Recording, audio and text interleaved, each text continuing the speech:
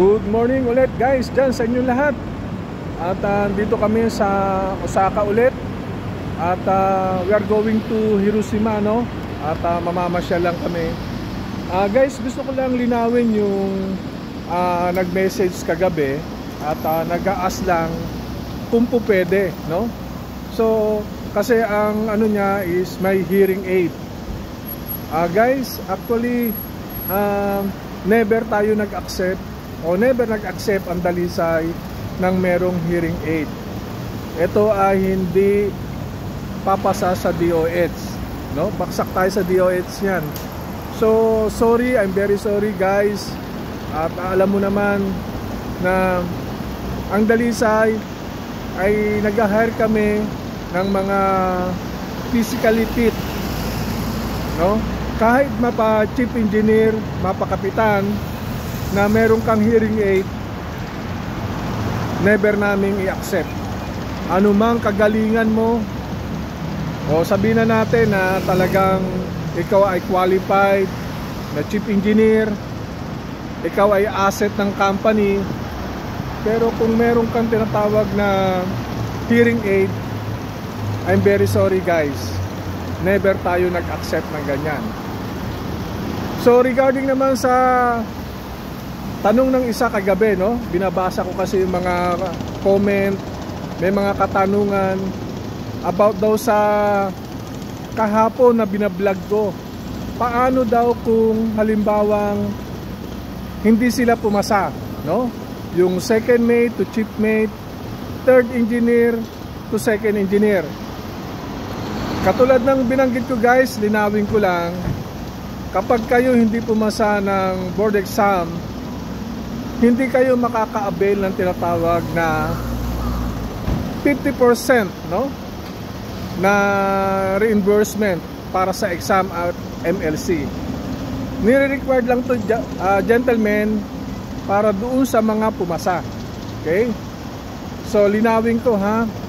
You are entitled to receive the 50% of your review fee at saka yung MLC once you are successfully passed the board exam. So maliwanag yan guys ha. At hindi natin wag kayong ma-confuse. Actually you are very happy and you are very lucky na ang dalisay ay nagbibigay ng ganitong programa.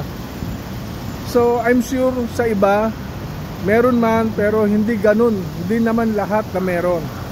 So sa amin kasi nga, katulad ng sinabi ko sa inyo kahapon sa vlog, ang dalisay ay family oriented. Meaning to say, one family lang talaga nagkakatulungan. So ito yung minungkahi ng presidente namin na paano matulungan yung mga seafarers natin, no? Especially sa mga ex-crew na nagtatagal na ng second mate, nagtatagal na ng third engineer, na which is they are qualified, no, to step up forward sa karir nila. So ang problema lang guys, medyo laging pag tinatanong namin, laging sinasabi na lack of budget. So gumawa ng mga appropriate strategy ang presidente namin para na sa ganun yung mga ex-crew namin na talagang gusto namin i-push na mag-exam, wala na silang dahilan na magsabi pa sa amin ng walang budget. Kasi nga, katulad ng binanggit ko sa inyo, 50% ng MLC at saka review fee ay i-charge na sa amin. Kukunin na namin yon. Meaning to say, magbabayad na ang dalisay, ipasa mo lang yung board exam mo. Ayun lang naman ang hiling namin. Ngayon, kapag ikaw ay with higher license o tinatawag na management level, ayan na, mag-i-start na naman kami sa pagtulong sa iyo kung paano ka namin i-promote. Halimbawa, ma-reach mo na yung requirements namin na tinatawag natin kung ilang months, certain months requirements, plus may mga recommendation from various vessel, ayan, mag-i-start na tayo ng proseso. Gentlemen, Itong ginagawa namin hindi lang for the benefits ng company, of course, for the benefits ng family ninyo. Siyempre, kapag kayo ay senior officer na, malaki ang gap o diferensya ng sweldo ng junior at saka ng senior officer. Kaya nga, guys, huwag na kayong patulog-tulog pa. Wake up. It's time to wake up. At kinakailangan natin, guys, na bigyan natin ng panahon yung career natin. Kasi lahat naman nag-aasam na someday maging successful chief engineer tayo, maging successful master. Then, doon naman sa mga iba na contented na, okay, kahit anong push natin, ayaw ninyong umakyat, so wala kami magagawa, guys. Hindi kami magikero o magician na tinatawag para isang click o isang ano lang, saglit lang ay pwede namin kayong baguhin. Nasa inyo yan. Kami dito, guys, sa Dalisay, patuloy kaming sumusuporta, hindi lang sa inyo, pati sa family ninyo. Kaya nga, guys, yung mga nag-a-apply, yung mga nagko-comment, kapag kayo ay napabilang na sa Dalisay, kayo ay isa na ring membro ng pamilya ng Dalisay. Hindi namin kayo hahayaan. Kumbaga, yung karir nyo aming susuportahan dahil mahal namin kayo at mahal namin ang pamilya nyo. Magkatulungan tayo, guys, kasi ang Dalisay ay magkakaroon ng karagdagang barko by year 2025. So, dito sa amin, ang rotation mabilis. Malaman lang namin kung kailan yung availability nyo. Pagdating nyo, andyan na, may line up na. Ang mga fleet managers namin ay very accommodating, no? Kapag sinabi nyo lang, sir, gusto ko mag-vacation ako ng 3 months, so ibibigay yung gusto ninyo kung saan kayo bibigyan ng line up.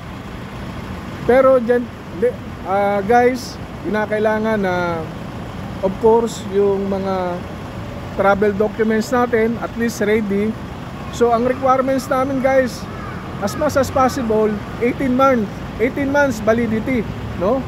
18 months validity ang mga documents natin.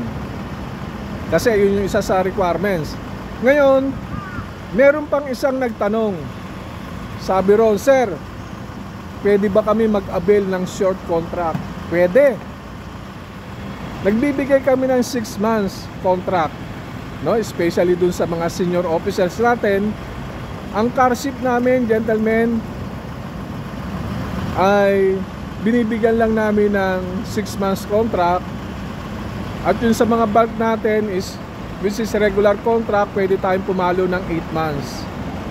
So ang kagandahan dito, guys, kapag tayo ay sumakay sa tinatawag na Japanese flag vessel, no?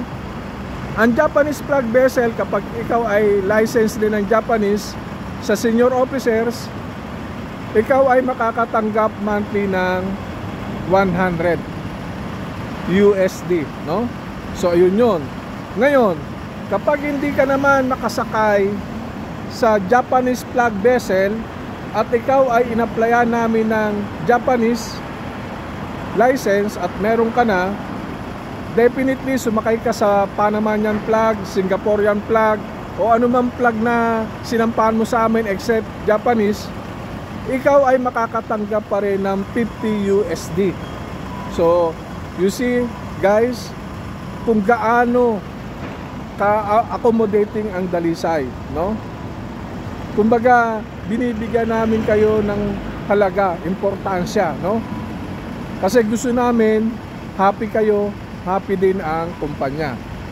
Kaya, guys, nililinaw ko lang, ini-invite namin kayo doon sa mga gustong mag-apply. Open ang Dalisay. Hiring kami, especially sa senior officers. So, kontakin lang natin yung magiting na recruitment natin, si Mr. Ruel Biluso, no? Siya ay former chief officer with master license. Kaya, wag na kayong magpatumpik-tumpik pa. So umpisahan nyo na guys ang pag-apply. Mag-submit kayo ng CV nyo through online. So merong ditong mag-aasikaso sa inyo guys.